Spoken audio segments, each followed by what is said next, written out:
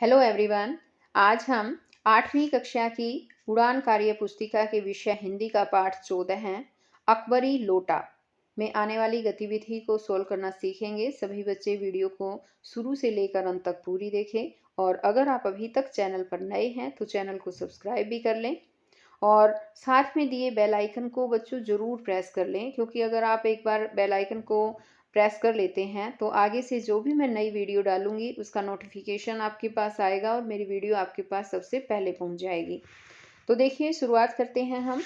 यहाँ पाठ 14 है अकबरी लोटा, कहानी है ये। इसमें गतिविधि 1 दी गई है और गतिविधि 1 में दिया है यहाँ पर निम्नलिखित गद्यांश को पढ़कर नीचे दिए गए प्रश्नों के उत्तर लिखिए। यहाँ कल्पना चावला के बारे में बताया गया है। कल्पना चावला का जन्म 1 जुलाई 1961 को करनाल में हुआ था। बचपन से ही कल्पना चावला बहुत जिज्ञासु थी। जब वह गेंद से खेलती तो सोचती, अगर इस गेंद को बहुत जोर से फेंका जाए तो क्या यह आसमान से बाहर जा सकती है। कल्पना चावला के मन में तो हर समय आसमान से परे जाने की ही धुन सवार रहती थी। कल्पना चावला को किताबें पढ़ने का बहुत शौक था। उनको पता चल गया था कि आसमान से परे जो जगह है उसे अंतरिक्ष कहते हैं। अंतरिक्ष इतना विशाल है कि इसके और छोर का कोई अता पता नहीं है। उसे यह भी पता चला कि अंतरिक्ष में जाने के लिए खास तरह के विशाल यान होते हैं जिसे अंतरिक्ष यान कहते हैं। अब आगे यहाँ पर देखिए, इस गद्यांश से रिलेटेड ही यहाँ क्वेश्चन दिए गए हैं और यहाँ पहला क्वेश्चन है, कल्पना चावला का जन्म कब और कहाँ हुआ था। तो बच्चों यहाँ पर देखो, ये लाइन दे रखी है ना, कल्पना चावला का जन्म 1 जुलाई 1961 को करनाल में हुआ था। ये बात आपको यहाँ पर लिखनी है। आगे है, बचपन से ही कल्पना चावला बहुत डैश थी। क्या थी बताओ। यहाँ देखो, ये लिख रखा, बचपन से ही कल्पना चावला बहुत जिज्ञासु थी।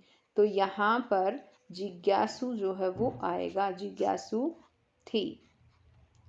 अब आगे यहाँ पर अगला क्वेश्चन है। इसमें दिया है कि निम्न चित्रों को ध्यान से देखें और बताएं कि इनमें से कल्पना चावला को क्या करने का शौक था। एक इसमें दे रखा है, देखो ढेर सारी किताबें दे रखी है। किताबें पढ़ना, यहाँ दे रखा है खेलना, ये टीवी देखना या गाने सुनना। तो कल्पना चावला को किताबें पढ़ने का बहुत शौक था। तो यहाँ पर पूरी लाइन लिख देना कि कल्पना चावला को किताबें पढ़ने का बहुत शौक था। ये यहाँ पर आपको खुद लिखना है बच्चों। अब आगे आ जाता है यहाँ पर कि जिज्ञासु और विशाल शब्द का प्रयोग करते हुए वाक्य बनाएं। एक एक वाक्य बना देना है आपको। जिज्ञासु और विशाल शब्द का प्रयोग करना है। तो देखो कैसे बनाएंगे। सबसे पहले हम जिज्ञासु का बनेगा, जो विद्यार्थी जिज्ञासु होते हैं वे हमेशा कामयाब होते हैं। और दूसरा बनाते हैं हम विशाल, पुस्तकें ज्ञान का विशाल भंडार हैं। तो ज़रूरी नहीं है बच्चों आपको ये सेम वाक्य ही आप लिखें, आप अपनी तरफ से भी अलग से वाक्य बनाइए और अपनी कॉपी में लिखिए। अब आगे आ जाती है, यहाँ पर दे रखी है गतिविधि 2।